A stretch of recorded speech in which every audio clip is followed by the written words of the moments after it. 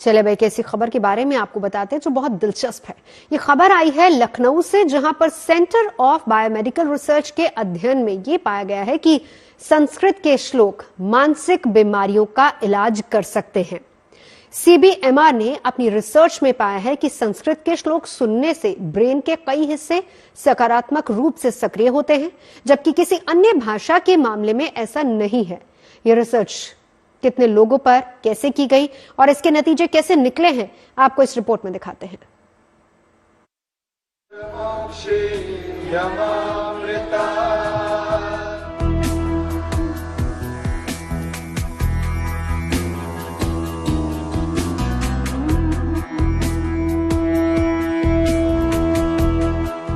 दुनिया की सबसे पुरानी भाषाओं में एक संस्कृत, जिसके श्लोक मानसिक बीमारियों को दूर कर सकते हैं। ये दावा है लखनऊ के सेंटर ऑफ बायोमेडिकल रिसर्च के वैज्ञानिकों का, जिनके मुताबिक अस्तो मां सद्गम्य तमसो मां ज्योतिर्गमय और अहम ब्रह्मस्मि जैसे श्लोक सुनने भर से ब्रेन के कई हिस्से सकारात्मक रूप से सक्रिय हो जाते हैं, जबकि किसी अन्य भाषा के मामले में ऐसा नहीं है। लखनऊ स्थित इस जो रिसर्च सेंटर है,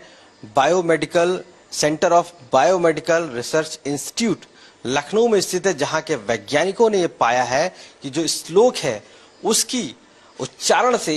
जो क्षमता है मस्तिष्क की वो बढ़ती है। हाल में ही हमने देखा कि जब संस्कृत के श्लोकों का प्रयोग कराया जाता है या जब हम उच्चारण करते हैं, तो उससे एमआरआई की मशीन में जब हमने मस्तिष्क को देखा तो हमने पाया कि न केवल उच्चारण से उसके मस्तिष्क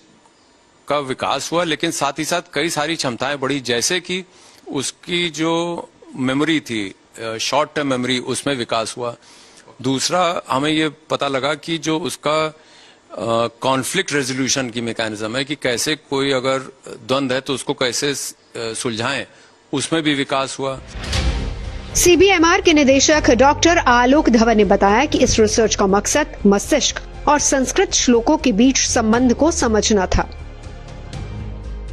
जिसके लिए 44 लोगों पर इस रिसर्च को किया गया, जिन्हें 2 ग्रुप्स में बांटा गया था, जिनमें एक ग्रुप में संस्कृत के विद्वान शामिल थे, जबकि दूसरे ग्रुप में हिंदी और अंग्रेजी की भाषा को जानने वाले लोग थे, जिन्हें संस्कृत का ज्ञान नहीं था। साथ ही संस्कृत के श्लोकों का प्रभाव जांचने के लिए गीता और वेदों से भी कुछ श्लोक लिए गए। इसके अलावा बिना अर्थ वाले संस्कृत के शब्दों को लेकर बनावटी श्लोक भी बनाए गए और इसके बाद दोनों ग्रुप के लोगों को बारी बारी से दोनों तरह के श्लोक सुनाए गए।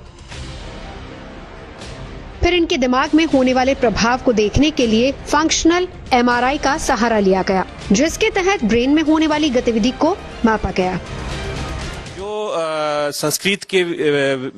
ज्ञानी थे, उन सारे लोगों को हम लोगों ने एमआरआई मशीन के अंदर लिटाया और बहुत ही एडवांस तकनीक हम लोगों ने यूज किया, जिसको बोलते हैं फंक्शनल एमआरआई। फंक्शनल एमआरआई में आप कोई भी टास्क या कोई भी कार्य उनसे मशीन के अंदर करवा सकते हैं, तथा जब वो कार्य कर रहे होते हैं उस समय आप मस्तिष्क में उनके परिवर्तन का अवलोकन कर सकते हैं। तो उस समय हम लोगों ने इमेज एक्वायर किए मस्तिष्क के,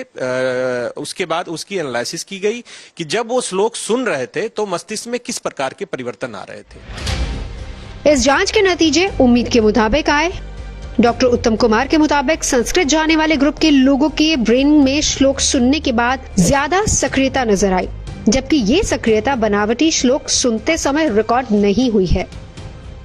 ये हिस्से हैं ऑक्सीपिटल यानी कि सर का पिछला हिस्सा, फ्रंटल यानी कि मस्तिष्क का सबसे आगे का हिस्सा, पैराइटल यानी मस्तिष्क का वो हिस्सा जो शरीर से जुड़ी संवेदनाओं को समझने में मदद करता है। वहीं दूसरे ग्रुप के लोग जिन्हें संस्कृत नहीं आती थी, उनके ब्रेन में सक्रियता किसी भी श्लोक के मामले में नजर नहीं आई। मैं आपको दिखाना चाहूंगा, जो व्यक्ति जो संस्कृत के विज्ञानी श्लोक को सुन रहे थे, उनके जो जिन जिन हिस्सों में मस्तिष्क में सक्रिय हुआ वो ये हिस्से हैं, जिसको हम लोग मुख्य रूप से 4 हिस्से में सक्रियता देखी गई, जिसमें कॉर्डेट देखा गया, ऑक्सीपिटल का एरिया देखा गया, फ्रंटल का एरिया देखा गया और पैराइटल एरिया, जिसपे मुख्य रूप से उस हिस्से में सक्रियता देखी गई। जब हमने इसको कंपेयर किया उन ग्रुप के साथ जो संस्कृत नहीं जानते हैं, उनके साथ जब कंपेयर किया तब हमें ये हिस्से मिले हैं। इसका मतलब कि जो व्यक्ति संस्कृत श्लोक सुन सकता है और उसके गहनता को समझ सकता है, उनमें ये हिस्से सक्रिय होते हैं। तो संस्कृत सुनने से श्लोक को सुनना और सीखना वो मस्तिष्क के लिए काफी बेहतर है। ये किसी एक पर्टिकुलर श्लोक का नहीं, सारे श्लोक का मिश्रण है। अलग अलग जैसे मद् भगवत गीता या इन सब जितने भी जगह से श्लोक लिए गए वहां से हम लोगों ने इस श्लोक को लिया और श्लोक की अहमियत रखने के लिए हम लोगों ने उससे मिलते जुलते शब्द भी क्रिएट किए जो उसके भांति होते हैं, लेकिन वो मस्तिष्क में उतना प्रभावकारी नहीं दिखता। इतना ही नहीं, इस रिसर्च टीम ने यह भी पाया कि अल्जाइमर जैसी मानसिक बीमारी में प्रभावित होने वाले ब्रेन के टेम्पोरल लोब पर भी श्लोक का असर, यानी कि संस्कृत के श्लोक सुनते समय ब्रेन का ये भाग भी सक्रिय हुआ है, जिसके आधार पर ही सेंटर ऑफ बायोमेडिकल रिसर्च के वैज्ञानिक दावा ये कर रहे हैं कि आने वाले समय में संस्कृत के श्लोकों के जरिए मानसिक बीमारियों का उपचार संभव हो पाएगा। जो श्लोक हैं उनसे किस तरीके से उनके जो उच्चारण से जो मस्तिष्क का एक तरीके से विकास होता है, उनकी कार्य क्षमता बढ़ती है, वो अब साइंटिफिकली साबित किया जा चुका है, साबित हो जा चुका है, जिसको वैदिक काल से कहा जाता रहा है और इसको अब खुद लखनऊ में मौजूद साइंटिस्टों ने इसको कर दिखाया है। लखनऊ से कैमरा पर्सन संदीप दुबे के साथ आशीष श्रीवास्तव,